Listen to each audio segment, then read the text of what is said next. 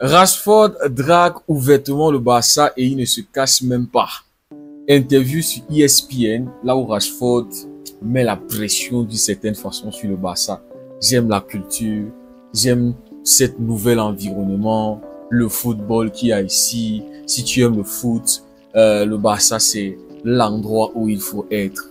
J'aimerais rester au-delà des 1 an qui sont prévus. Et on sait que Rashford est en prêt et tout.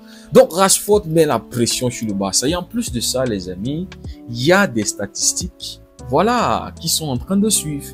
Tous ceux qui critiquaient les 3 premiers matchs, oh Rashford, il est nul, il est finito, faut le renvoyer en Arabie Saoudite, faut le renvoyer à United, machin. Rashford, c'est le joueur, l'attaquant le plus en forme du Barça actuellement, en termes de statistiques, en termes de rendement. Et oui, les amis. Et voilà, donc Rashford drague le Barça. Et la question que j'aimerais poser, quel joueur n'aimerait pas être au Barça, rester au Barça? João Félix. C'est juste dommage. Peut-être si Félix était arrivé à cette période-ci là, sous Anti-Flick, peut-être il allait avoir sa place. Anti-Flick allait.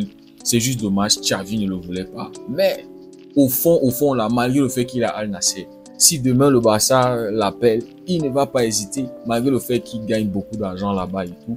Cancelo, c'est l'autre, à Al Hilal. Il est toujours un grand, profond fan du Barça. Et on le voit sur ses stories Instagram, sur les matchs du Barça, s'affiche avec les maillots du Barça, s'entraîne avec les maillots du Barça, son fils, ses enfants qui portent. Ça dit, hein, les gars, il n'y a pas de jeu. Aubameyang, salut à toi, grand frère. Donc, Aubameyang, 6 mois passés avec le Barça, c'était magnifique. On a toujours ce sentiment-là de inachevé. Franck Kessié, il y en a tellement. Gundogan, les gars, il y en a tellement. Donc, Rashford, quand on voit les 2 dernières saisons de Rashford, 2023-2024, 43 matchs joués, 8 buts, 5 passes décisives. 2024-2025, 41 matchs joués, 11 buts marqués, 8 passes décisives. 12 matchs avec le Barça, 5 buts, 4 passes décisives. Dites-moi, dans quel monde Rashford ne marque pas minimum 10 buts? C'est-à-dire battre au moins son record de 2023-2024. Dites-moi, seulement 12 matchs. La Copa del Rey n'a pas encore débuté. Hein. Et la Super Coupe, on a encore plus de 20 quelque chose de matchs à jouer en Ligue. Dites-moi, et en plus, hein, comme le journaliste qui l'a interviewé a constaté, c'est comme s'il y a quelque chose qui va se développer entre Rashford et Pedri. On a vu la magnifique passe décisive que Pedri lui a donnée contre Olympiakos. Le journaliste l'a posé la question, quel joueur lors de l'entraînement te fait, voilà, te met ces étoiles-là, te fait dire waouh. Il a dit, naturellement, il y a Lamine Yamal, mais Pedri, sa compréhension du jeu est exceptionnelle, sa capacité à retenir le ballon. Et le journaliste lui pose particulièrement, qu'est-ce que tu aimes plus chez Pedri? Il dit les dribbles de Pedri. Les dribbles. C'est compliqué de l'arracher le ballon, c'est compliqué, sa lecture de jeu, en fait, tout. Donc, probablement, les amis, il y aura ce truc-là qui va se développer entre cette connexion-là entre Pedri et Rashford. Et Rashford a parlé de quelque chose de très pertinent. Les relations, la relation avec chacun des joueurs. Il est en train d'apprendre et c'est un détail que beaucoup de personnes négligent. Mais c'est quelque chose qu'il avait besoin, surtout quand il est arrivé au début, les premiers matchs. Cette relation, cette connexion-là, les automatismes. Et je vous disais ici, attention, attendez, soyez patients, jugez pas très vite. Il part de Manchester United, football anglais. Il arrive en Espagne où on pose le ballon, où il y a très peu d'espace. Il doit comprendre tout ça. Et c'est ce qui m'a vraiment marqué dans cette interview. Parler de cette relation-là qu'il est en train d'apprendre, qu'il est en train de développer avec les joueurs. Et on le voit, les amis. Donc, les amis, dites-moi, dans quel monde Rashford ne réussit pas au Barça? Et on voit que le football veut vraiment que Rashford réussisse. Il a dit encore dans cette interview que plusieurs fois, ils avaient approché le Barça. Quand les choses ne se passaient pas bien à United, il avait besoin de changer d'air.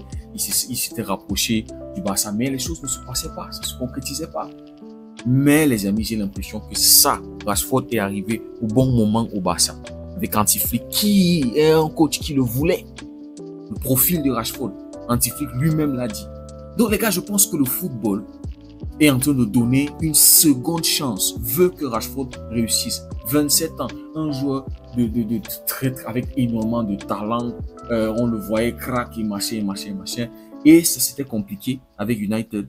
Mais là, il sort, il sourit, le journaliste lui-même le constate, le dit, on te voit beaucoup sourire. Il dit, ouais, l'environnement, le football, la culture et tout.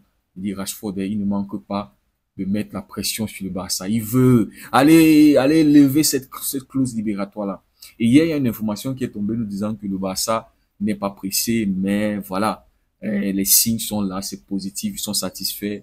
Vous voyez, ça dit, il en interview, le mec est en train de mettre la pression sur le Barça, mais calme, on est encore, c'est très tôt dans la saison, il y a une deuxième partie. En fait, il y a déjà le Classico qui arrive, son premier Classico. Donc, le foot lui donne une deuxième opportunité et on voit progressivement, il monte en puissance. Et les stats sont là, sont en train de suivre. Et les conditions aussi ont été réunies. Quand on se projetait sur cette saison, on voyait Rashford se bagarrer pour avoir une place de titulaire. Entrer en jeu deuxième mi-temps, essayer de faire ses preuves, essayer de se prouver, essayer, voilà, de gagner sa place petit à petit. On voyait l'attaque principale du Barça, l'attaque de la saison dernière, vraiment jouer cette première partie de saison surtout. Et puis, on voyait Rashford dans la rotation, faire reposer Rafinha, de temps en temps Lewandowski, puisqu'on sait qu'il est polyvalent, il peut jouer partout en attaque. Mais non, blessure de Rafinha, inattendue. Lewandowski qui se blesse, Lamine Yamal avec la pubalgie et tout ça. Ferran Torres aussi qui a chuté alors que Ferran avait bien débuté sa saison et on se disait régularité peut-être, mais lui aussi, et Rashford qui est là, qui continue. On a eu un peu de frayeur après le match, en fin de match contre Séville, il était même homme du match. Faut pas l'oublier, malgré le fait qu'on perd ce match-là. À la fin de ce match, il tombe, il arrête, je crois c'est les ischios, un truc comme ça, et on se dit, peut-être, mais non. Il est allé en sélection, et voilà, il est revenu, et les stats sont là. Donc, les amis, on voit que le football est en train de donner cette deuxième opportunité à Rashford. Et la balle est vraiment dans le camp de Rashford. 27 ans, c'est à lui de prouver. En fait, il est déjà en train de mettre la pression sur le Barça, par ses statistiques, d'aller sauter sa clause libératoire. Voilà. Donc, les amis, il va jouer son premier Classico en tant que titulaire. Qui avait vu ça? Et les amis, comme je disais, le foot a mis les conditions en place pour lui. Rafinha revient de blessure, Ferran Torres revient de blessure, Lewandowski ne sera pas disponible pour ce match. Et les amis, pour moi, comme je le dis, pas de Rafinha titulaire, pas de Ferran Torres titulaire. Les choses que je vois, Hansi Flick est dans le doute, je ne sais pas s'il va titulariser, qui va titulariser, s'il faut mettre Ferran, zéro. Je veux des joueurs qui ont déjà du rythme, qui ont joué les 3-4 derniers matchs. Faut pas se mettre une pression parce que on a Santiago Bernabéu, c'est monté, c'est descendu. Non. Rashford en pointe, on le laisse là-bas.